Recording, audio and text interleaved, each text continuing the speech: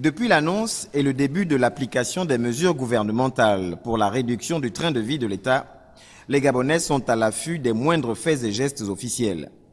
L'annonce de la communication du Premier ministre ce lundi s'est répandue comme une traînée de poudre, tant certains voyaient déjà planer l'ombre de la réduction significative annoncée du nombre de membres du gouvernement. Rien n'y fit.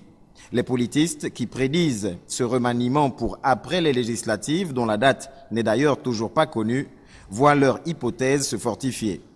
Pour l'heure, Emmanuel Isozengonde n'a effectué qu'un simple réaménagement, un jeu de chaises musicales entre 4 membres du gouvernement.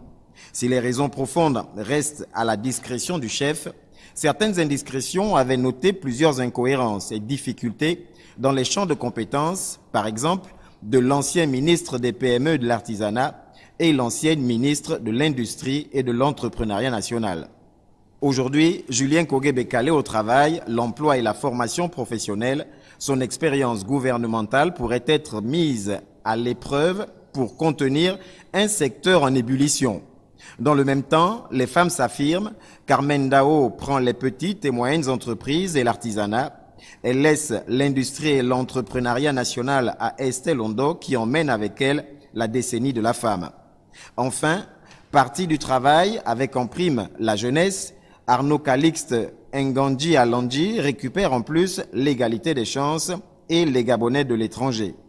In fine, pas de quoi mettre la République en émoi.